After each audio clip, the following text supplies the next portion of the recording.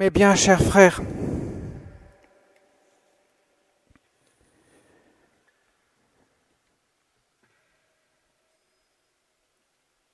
ces propos leur semblaient délirants et ils ne les croyaient pas. La résurrection du Christ est un tel mystère qu'il est inconcevable pour l'homme de l'imaginer. Les apôtres ont été les premiers incrédules, sauf, nous verrons, Saint Jean. Quoique Saint Jean a commencé à croire quand il a vu le tombeau vide. Mais personne, la seule exception est la Vierge Marie. La résurrection est donc un mystère. Nous avons entendu les lectures de l'Ancien Testament, nous avons commencé par entendre la Genèse, la création. Mais Jésus est venu faire une nouvelle création, une recréation, comme l'oraison le disait. C'est encore plus admirable, la recréation que Jésus a scellée dans son sang sur la croix et qui a pris plein jour, pourrait-on dire, lors de la résurrection. Il a tout recréé. Il est le premier-né d'entre les morts. Désormais, la mort n'a plus aucun pouvoir sur lui. Il recrée dans sa miséricorde divine. Effectivement, la miséricorde de Dieu est plus importante que la création elle-même, puisque c'est une recréation par une surabondance d'amour. De même, l'Exode. Nous avons entendu Moïse, choisi par Dieu pour être le guide de ce peuple d'Israël, prisonnier en Égypte depuis 430 ans, réduit à l'esclavage, symbolise l'esclavage du péché. Et voilà que Dieu va le sortir de l'esclavage des Égyptiens en traversant la mer Rouge, là où les Égyptiens seront eux-mêmes engloutis. Et le peuple d'Israël se retrouvera libre de l'autre côté de la rive. Bien sûr, c'est une image, comme le disait l'oraison qui a suivi le psaume, le cantique, c'est une image pour exprimer, ou une préfiguration plutôt, pour exprimer le mystère même de la mort et la résurrection du Christ. Le Christ nous fait plonger dans l'eau pour nous délivrer de l'affre du péché et de sa conséquence qu'est la mort, pour que nous puissions être libres, devenus enfants libres, les enfants de Dieu. Mes chers amis, nous célébrons la grande victoire, la victoire de Dieu sur la mort. L'homme n'avait aucun espoir en lui, aucun.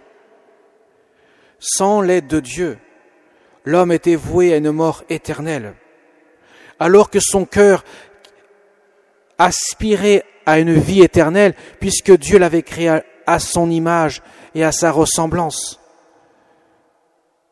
Sans l'aide de Dieu, sans le secours de la justice divine, Jésus qui prend tout sur lui, tous nos péchés, lui qui s'est fait pécher pour engloutir nos péchés dans sa propre mort, pour nous en libérer et nous donner part à la vie éternelle. Sans lui, cela était impossible.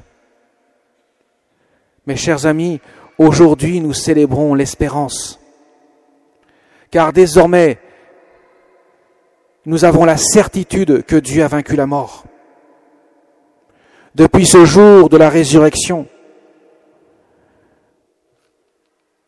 Dieu a sorti l'homme de l'affre de la mort.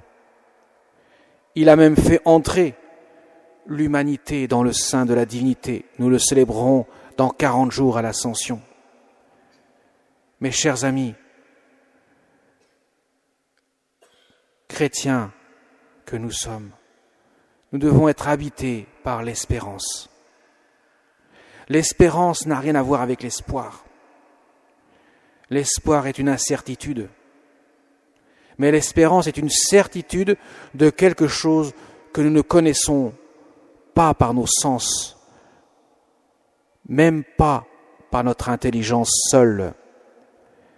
Nous la connaissons par révélation. Dieu nous a révélé que désormais, il a vaincu la mort dans sa propre mort.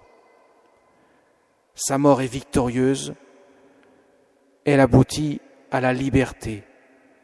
Et la liberté, elle est fondée sur la vérité. L'homme s'était détourné de Dieu par le mensonge et l'orgueil.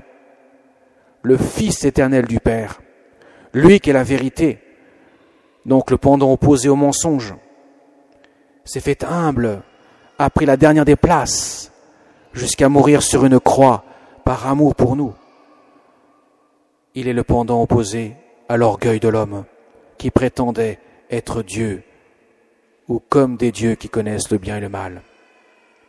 Désormais, le Fils de Dieu, Dieu le Fils éternel, Fils du Père, a tiré l'humanité de l'affre de la mort pour la conduire, cette humanité, à la vie éternelle. Mes chers amis, la fête de Pâques, Pâques veut dire passage. C'est un passage de la mort à la vie.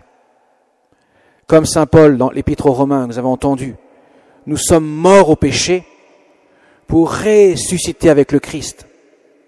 Eh bien, cette fête de Pâques, c'est la célébration non seulement de la victoire du Christ sur la mort, mais de la victoire de toute l'humanité, sauvée dans le sang du Christ, qui accueille, bien sûr, il faut accueillir la grâce qui nous élève jusqu'à lui.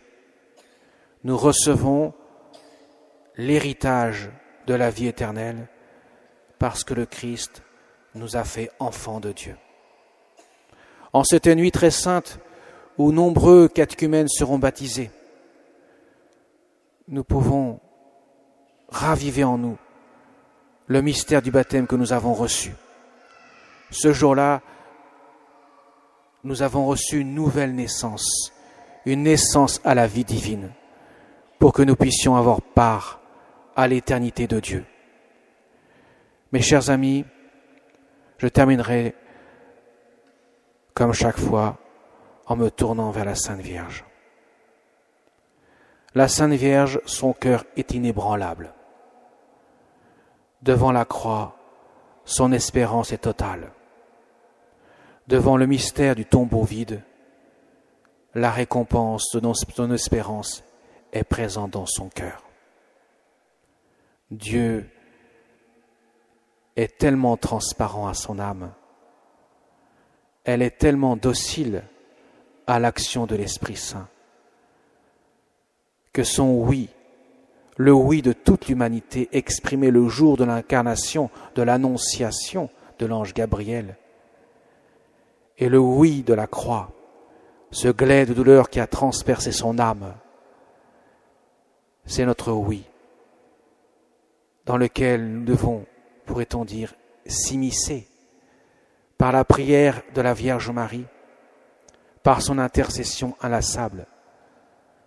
Elle nous aide à dire oui, comme un enfant est éduqué par sa mère pour apprendre les rudiments du langage et le sens des choses. Notre Mère du ciel nous accompagne dans cette grâce que nous recevons, la grâce du baptême, que nous allons renouveler en quelque sorte dans la profession de foi et dans l'aspersion que nous recevrons dans quelques instants, pour que nous puissions prendre toujours conscience du merveilleux don que Dieu fait aux hommes, sans aucun mérite de leur part, mais par pure grâce, car la grâce a été surabondante. À nous de l'accueillir comme la Vierge Marie, avec un cœur humble. Amen.